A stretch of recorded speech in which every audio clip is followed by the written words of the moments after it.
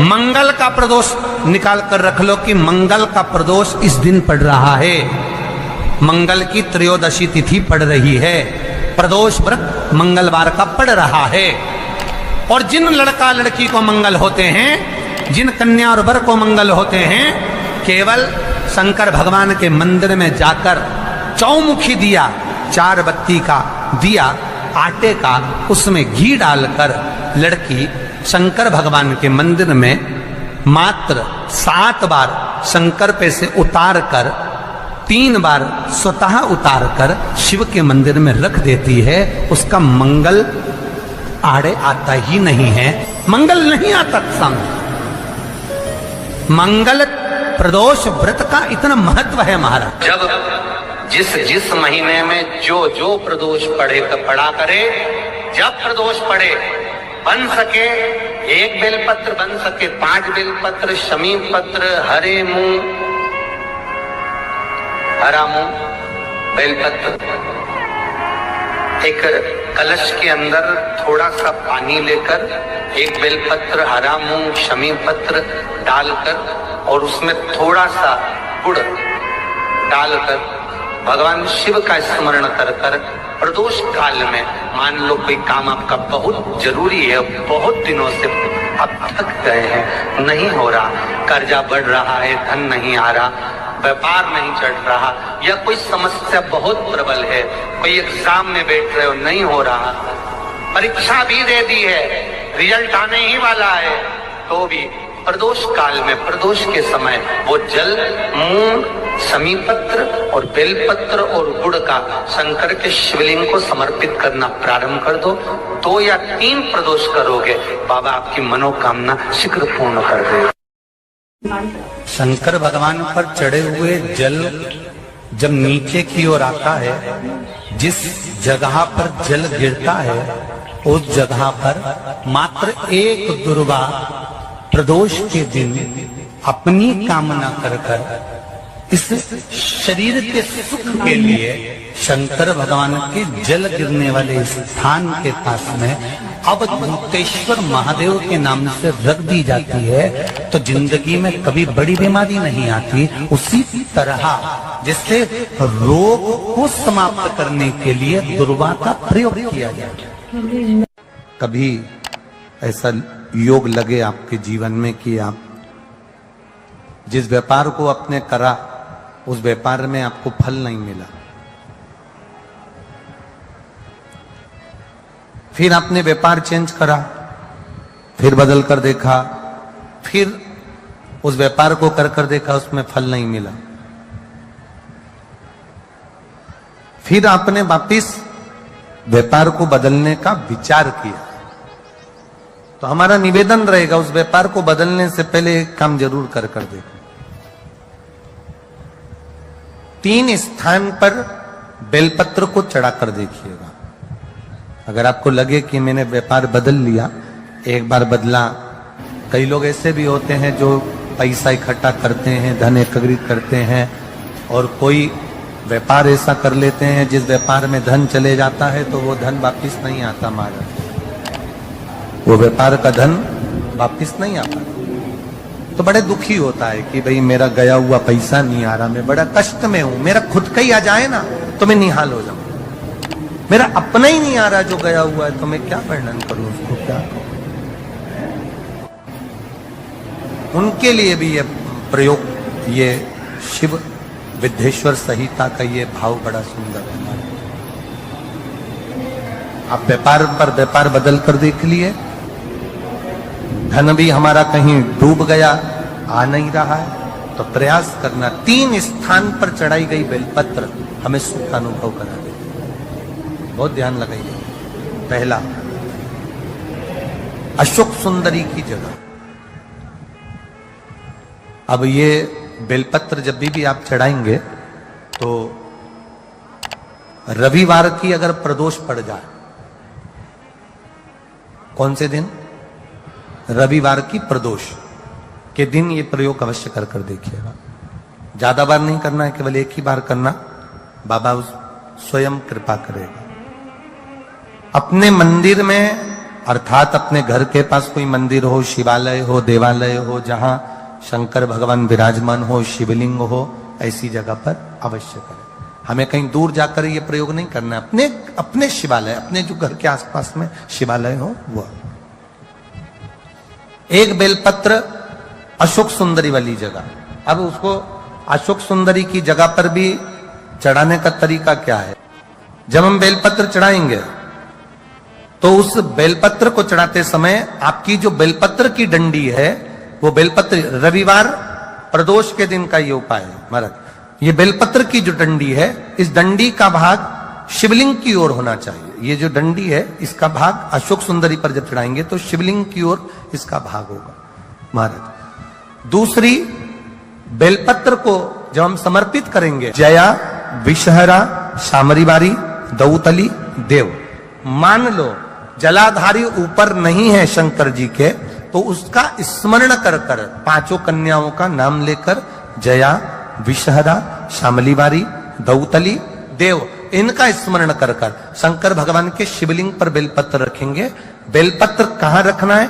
आप अगर यहां बैठे हो तो आपके विपरीत में डंडी का मुख होना चाहिए। ये बेलपत्र की जो डंडी है इसका मुख आपके विपरीत में हो। आप यहां बैठे हो तो डंडी उधर होगी, आप इधर बैठे हो तो डंडी का मुख इधर होगा, आप उधर बैठे हो तो डंडी का मुख इधर होगा। आपके ठीक विपरीत की ओर डंडी का मुख हो।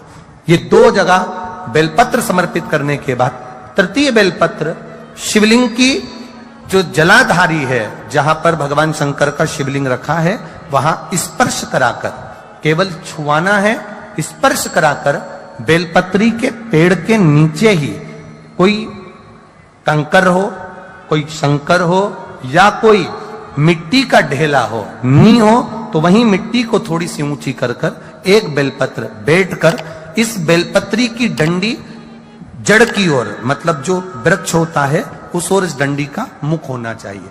ये 3 रविवार के प्रदोष के दिन शंकर भगवान पर चढ़ाई गई बेलपत्र से हमारा गया हुआ धन भी पुनः आने का रहता है और हमारा जो व्यापार बार बार बंद हो रहा है, शिव की कृपा से एक बार चालू तो चालू हो ही जाता है, शिव तत्व को जाता। आप स्वयं भाग्यशाली हैं, आप स्वयं किस्मत वाले हैं। कोई कैसे कहते तुमको कि तुम अभागे हो? ना ना, हमारे बराबर भाग्य नहीं है किसी का।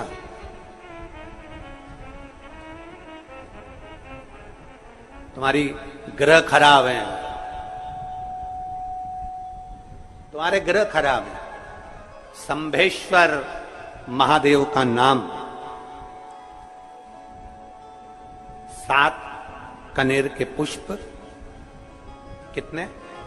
7 कनेर मालूम है? ये रोड पर जो जाते हो डिवाइडर में पीला पीला फूल लंबा, जो कि पशु पक्षी कोई नहीं खाता, जहरीला फूल माना जाता है। कनेर के 7 फूल, एक बेलपत्र। जिस समय पर कनेर का फूल बेलपत्र के साथ चढ़ाया जाएगा तो 7 कनेर के पुष्प सीधी बेलपत्र पर आपको रखना। 2-3 प्रदोष कर कर देखना। अगर कोई आपसे कहे कि आपका भाग्य ठीक नहीं चल रहा, आपकी किस्मत ठीक नहीं चल रही, आपके ग्रह ठीक नहीं चल रहा है, आप भाग्यशाली नहीं हो, पहले तुम वहां से उठ जाओ। उसके बाद में देवाधिदेव महादेव के पास 7 कनेर के पुष्प एक बेलपत्र में रखकर नंदीश्वर के पास में बैठकर श्री शिवाय नमस्तुभ्यम बोलकर अशोक सुंदरी वाली जगह पर स्पर्श कराकर भगवान शंकर पर 7 फूल के साथ बेलपत्री की डंडी अशोक सुंदरी की साइड हो, ऐसा स्मरण करते हुए शिव को समर्पित कर दे। वही बेलपत्री 5 बार नमः शिवाय या पंचाक्षर मंत्र, षडाक्षर मंत्र या श्री शिवाय नमस्तुभ्यम बोलकर वही बेलपत्री 3 प्रदोष, 4 प्रदोष, 5 प्रदोष, 2 प्रदोष, जितने प्रदोष आप चढ़ा रहे हैं प्रदोष काल में, वो बेलपत्री लाकर अपने कक्ष में अपने पूजन वाली स्थान पर रखते जाओ।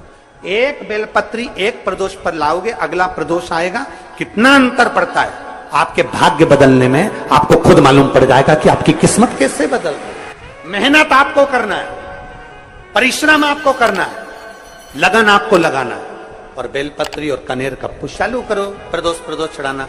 और जब प्रदोष चढ़ाओगे तो अगस्त के महीने की जो प्रदोष आएगी 17 अगस्त को, तब तुम सीहोर कावड़ भरने के लिए आओगे सरी, तब एक प्रदोष पे यहां पे भी चढ़ा ले, चढ़ाओ शंकर का भजन।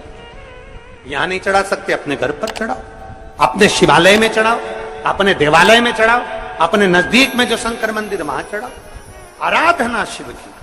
कोई कह दे तुमसे कि ये ठीक नहीं, प्रथम आप ये जो कनेर के फूल चढ़ाओगे ना, इसमें श्रंभेश्वर महादेव का भाव होना चाहिए। श्रंभेश्वर महादेव, फिर से एक बार बोलो, कौन से महादेव?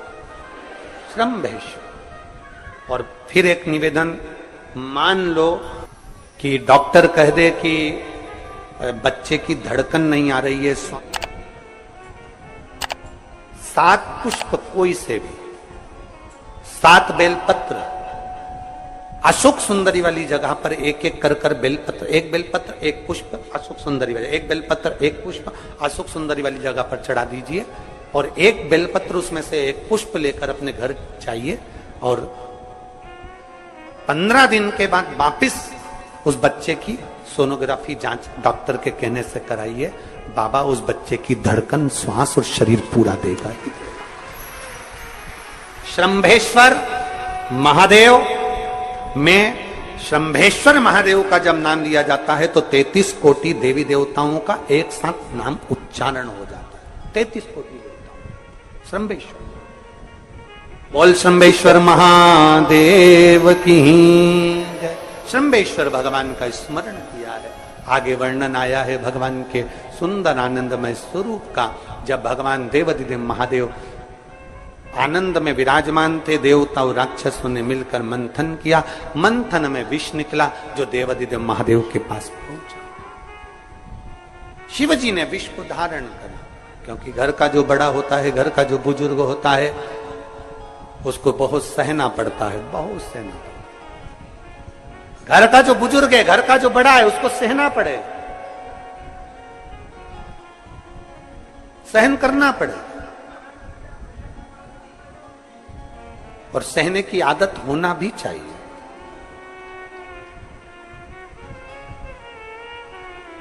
सहने की आदत होना भी चाहिए। सब जैसे तुम्हारे घर में बिजली है, अरे बोलो तो जम के, लाइट बिजली है। प्रत्येक घर में बिजली होती है, तो क्या प्रत्येक घर बिजली घर बन जाता है? जम के बोलो जरा।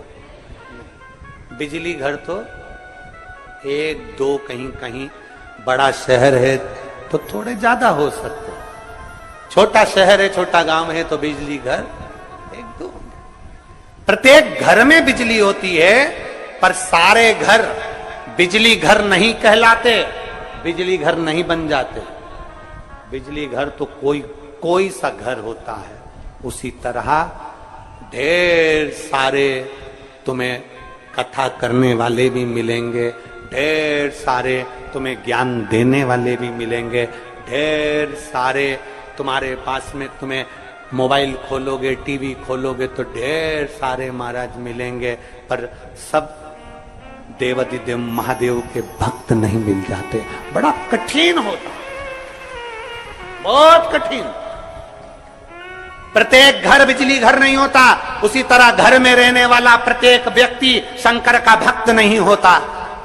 उस घर में रहने वाले 10 लोगों में, 15 लोगों में, 20 लोगों में, 25 लोगों में, 5 लोगों में, 10 लोगों में कोई 1 2 ऐसे होते हैं, कोई 1 8 2 ऐसे होते हैं जो शंकर की भक्ति में डूबे होते हैं, शिव के स्मरण में डूबे होते हैं। घर वालों को घर वालों को लगता है कि काम पर काम हो रहे हैं, अच्छे काम हो रहे हैं, खूब अच्छे काम हो रहे हैं, पूरे खानदान में अच्छे काम हो रहे हैं। कई लोग कहते हैं इसकी कृपा हो गई, उसकी कृपा हो गई। ना, जो रोज तुम्हारे घर में से कोई एक व्यक्ति शंकर को जल चढ़ाने जा रहा है, ये उसकी कृपा है जो तेरे घर में आज सब कुछ आनंद होता चलेगा, ये उसकी कृपा है।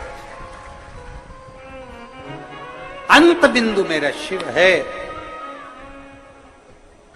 चंचुला देवी हाथ जोड़कर कहती है, प्रभु कृपा करें। भगवान शिव विष पीकर नीलकंठधारी बन जाते हैं। अमृत पीने वाले देव कहलाए और विष पीने वाला देव अधिदेव महादेव कहलाए। महादेव। थोड़ा दुख आए तो चिंता न करना, बाबा कुछ अच्छा करने वाला होगा। थोड़ा कष्ट आए तो चिंता मत करना, बाबा कुछ अच्छा करने वाला होगा। जल्दी से काम नहीं निपटे, बहुत मेहनत करना पड़ रही है। हम 3 बार 4 बार कुबेरेश्वर धाम आ गए, 5 बार आ गए, बाबा कब सुनेगा? चिंता मत करना, फाइल थोड़ी मोटी है पर थोड़ा समय लगाएगा, करेगा। किसी को खाली नहीं भेजता तो तुम्हें कैसे भेज दे? किसी को नहीं भेजा उसने खाली।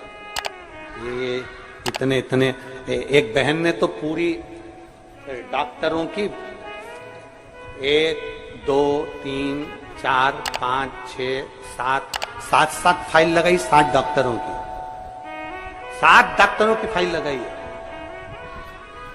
और सब डॉक्टरों ने कह दिया था कि तेरे घर संतान नहीं होगी। सुख नहीं। फिर भी शिव ने 1 साल नहीं, 2 साल नहीं, 3 साल नहीं, 4 साल नहीं, 5 साल बाद दिया। तो सब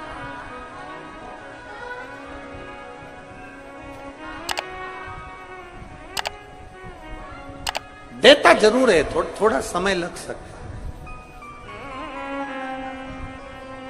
विष पीने के बाद भी बाबा का नाम नीलकंठधारी हो गया, त्रिपुंडधारी हो गया, त्रिकालदर्शी, कैलाशी, अविनाशी। क्या नहीं देता? शिव कथा कह रही, भगवान शंकर का चरित्र कर रहा, शिव महापुराण की कथा कर, ओगड़दानी का चरित्र, बाबा के सुंदर 12 ज्योतिर्लिंग का चरित्र श्रवण कराया, वर्णन किया। फिर वर्णन आया है मल्लिकार्जुन का। कार्तिकेय बाबा जब रुष्ट होकर चले गए तो उनको श्री शैलम पर जाकर मनाया, मल्लिकार्जुन के रूप में विराजमान। जब अपने नजदीक में, अपने क्षेत्र में शिव महापुराण की कथा हुआ करे तो 7 दिन नहीं तो 6ठे दिन, 7वें दिन, 1 दिन जाकर बाबा की उस धारा को प्रणाम जरूर करा। प्रयास। मल्लिकार्जुन के रूप में पूजाए। तीसरा महाकाल जी का वर्णन किया, दूषण नाम के राक्षस के संहार के लिए भगवान काल अधिपति महाकालेश्वर बन गए। फिर वर्णन आया है श्री ओमकारेश्वर जी का, बिंद नामक पर्वत के तप करने पर भगवान ओमकार के रूप में विराजमान। अगला वर्णन आया है केदारनाथ नर नारायण के तप करने पर भगवान केदारेश्वर के रूप में विराजमान। फिर वर्णन आया है श्री भीमा शंकर, कुंभकर्ण के बेटे भीम का संहार कर कर भगवान शिव भीमा शंकर बन जाते हैं।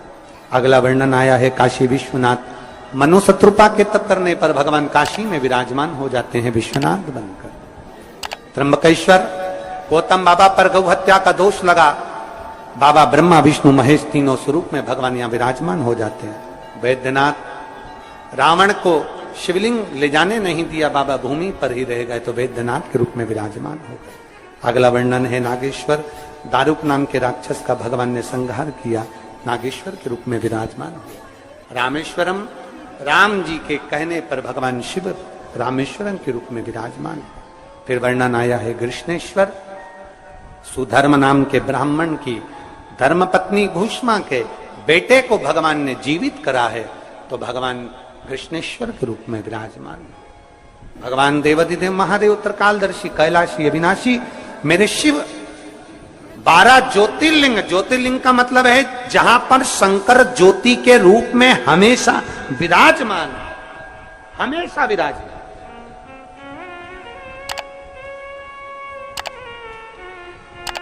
एक ज्योति के रूप में मेरा देवाधिदेव महादेव वहां पर विराजे। और वही ज्योति, हम तो कई लोग कहते हैं कि आपके ये कुबेरेश्वर धाम के कंकर संकर में ऐसा क्या है, कुबेरेश्वर धाम में ऐसा क्या है। हम कहते हैं 12 ज्योतिर्लिंग के मध्य में है, तो हम तो ये मानते हैं कि 12 एक ज्योतिर्लिंग में एक ज्योति होती है, पर कुबेरेश्वर धाम में 12 ज्योतिर्लिंग की ज्योति एक साथ होती है। हम तो ये मानते हैं कि वहां 12 ज्योति एक साथ है, उसकी धरा। तो आपको लगे कि मेरी जिंदगी बड़ी दुखमय, बड़ी कष्टमय,